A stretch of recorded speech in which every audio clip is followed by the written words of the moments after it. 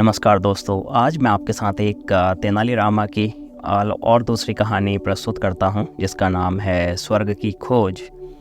महाराज कृष्णदेव राय अपने बचपन में सुनी कथा के अनुसार यह विश्वास करते थे कि संसार ब्रह्मांड की सबसे उत्तम और मनमोहक जगह जो है वह है स्वर्ग। एक दिन अचानक महाराज को स्वर्ग देखने की इच्छा उत्पन्न हो गई, इसलिए दरबार में उपस्थित मंत्रियों से पूछने लगे, बताइए स्वर्ग कहाँ पर है। सारे मंत्रीगण सर खुजाते बैठ गए, पर चतुर तेनालीरामा महाराज कृष्णदेव राय को स्वर्ग का पता बताने का वचन देते हैं और इस काम के लिए 10,000 सोने के सिक्के और 2 माह का समय मांगते हैं। महाराज कृष्णदेव राय तेनालीरामा को सोने के सिक्के और 2 माह का समय दे देते हैं और शर्त यह रखते हैं कि अगर तेनालीरामा ऐसा न कर सके तो उन्हें कड़ा दंड दिया जाएगा। अन्य दरबारी तेनालीरामा की कुशलता से काफ़ी जलते थे और इस बात से मन ही मन बहुत खुश होते थे कि तेनालीरामा स्वर्ग की खोज तो कर नहीं पाएगा और सजा भुगतेगा, फिर बड़ा मज़ा आएगा। 2 माह की अवधि बीत जाती है। महाराज कृष्णदेव राय तेनालीरामा को दरबार में बुलाते हैं। तेनालीरामा कहते हैं कि उन्होंने स्वर्ग ढूंढ लिया है और वे कल सुबह स्वर्ग देखने के लिए प्रस्थान करेंगे। अगले दिन तेनालीरामा महाराज कृष्णदेव राय और उनके खास मंत्रीगणों को एक सुंदर स्थान पर ले जाते हैं, जहां खूब हरियाली, चहचहाते पक्षी और वातावरण को शुद्ध करने वाले पेड़ पौधे होते हैं।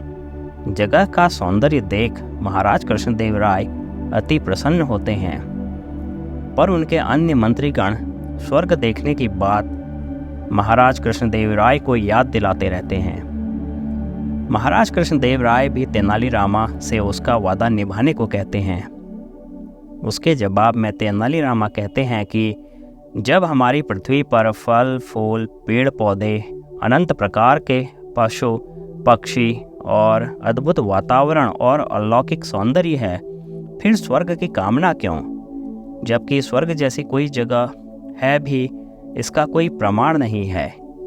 महाराज कृष्णदेव राय को चतुर तेनालीरामा की बात समझ में आ जाती है और वे उसकी प्रशंसा करते हैं। बाकी मंत्री जलन के मारे महाराज को 10,000 सोने के सिक्कों की याद दिलाते हैं।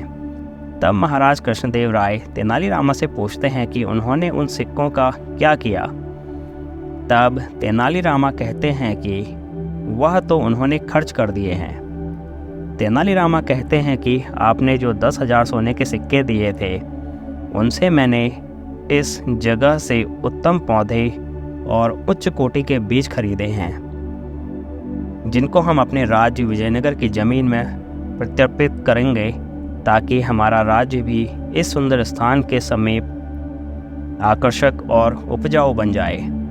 महाराज इस बात से और भी प्रसन्न हो जाते हैं और तेनालीरामा को ढेरों इनाम देते हैं और एक बार फिर बाकी मंत्री अपना समूह लेकर रह जाते हैं। तो दोस्तों, ये थी आज की कहानी। आपको ये पसंद आई है तो इस चैनल को सब्सक्राइब करें, ताकि ऐसी कहानियाँ आप तक निरंतर पहुंचती रहें। धन्यवाद।